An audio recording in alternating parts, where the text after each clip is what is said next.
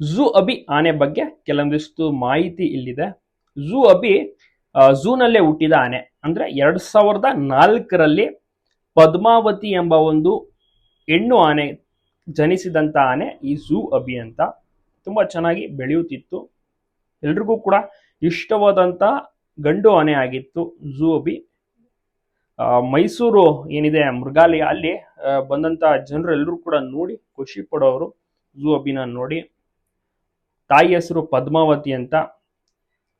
2008ರಲ್ಲಿ KT Kariyappa ಅವರು ಈ ಒಂದು ಆನೆನ ದತ್ತುವನ್ನು ಸಹ ಪಡ್ಕೊಂಡಿರ್ತಾರೆ. ತಮಗೆ ಗೊತ್ತು, ಮೃಗಾಲಯಗಳಲ್ಲಿ ದತ್ತು ಪಡೆಯುವಂತ ಆಪ್ಷನ್ ಇರುತ್ತೆ. ಅವರ ಒಂದು ಹೆಸರಿನಲ್ಲಿ ಸರ್ಟಿಫಿಕೇಶನ್ ಸಹ ಕೊಡ್ತಾರೆ. ಆಗಾಗ ಅವ್ರು ಹೋಗಿ ಅಲ್ಲಿ ಸಹ ನೋಡ್ಬೋದು. ಫೀಡಿಂಗ್ ಆಗಿ ಎಲ್ಲವನ್ನೂ ಕೂಡ ಅವರು ದತ್ತು ಪಡ್ಕೋಬಹುದು, ಒಂದು ಆಪರ್ಚುನಿಟಿ ಇರುತ್ತೆ. ಸೊ ಆ ರೀತಿ KT ಕರಿಯಪ್ಪ ಅವರು ದತ್ತುವನ್ನ ಪಡ್ಕೊಂಡಿದ್ರು. ಅದಾಗೆ ತುಂಬಾ ಚೆನ್ನಾಗಿ ಬೆಳೆದಿತ್ತು, ಎಲ್ಲರೂ ಕೂಡ ಬಂದು ನೋಡ್ತಾ ಇದ್ರು. ನಂತರ 2020ರಲ್ಲಿ ಒಂದು ಘಟನೆ ನಡೆಯುತ್ತೆ.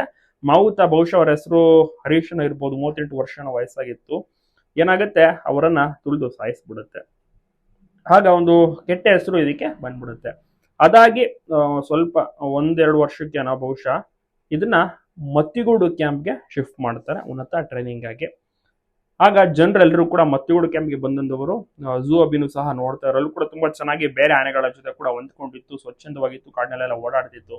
ಬಟ್ ಅಚಾನಕ್ ಆಗಿ ಕಾಡಿನಲ್ಲಿ ಮೇಲು ಬಿಟ್ಟಿದಂತ ಟೈಮಲ್ಲಿ ಒಂದು ಗುಂಡಿಗೆ ಕಾಲಿಟ್ಟು ಕಾಲನ್ನ ಮುರ್ಕೊಳ್ಳುತ್ತೆ.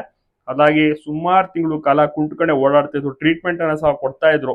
ಬಟ್ ಟ್ರೀಟ್ಮೆಂಟ್ ಫಲಿಸದೆ ಆನೆ ಅಗಲಿಕೆ ಆಗಿರುವಂತದ್ದು ಬೇಸರದ ವಿಚಾರ ಆಗಿರುತ್ತೆ. ಹೌದು, ನಿನ್ನೆ ಸಂಜೆ ಈ ಒಂದು ಝೂ ಅಬಿ ಆನೆ ಏನಿದೆ ನೋವಿನಲ್ಲಿ ಪ್ರಾಣ ಬಿಟ್ಟಿದೆ ಅಂತ ಹೇಳ್ಬೋದು. ಬಹಳನೇ ಬೇಸರದ ಸಂಗತಿ. ಚೆನ್ನಾಗಿದ್ದಂತ ಆನೆ, ಒಳ್ಳೆ ಹೈಟ್ ಸಹ ಇತ್ತು. ಏನಿಲ್ಲ ಅಂದ್ರೆ ಒಂದು ಈಗ ಒಂದು 22-23 ವರ್ಷಕ್ಕೇನೆ ಒಂದು 10 ಅಡಿ ತನಕ ಒಂದು ಹೈಟ್ ಬಂದ್ಬಿಟ್ಟಿತ್ತು.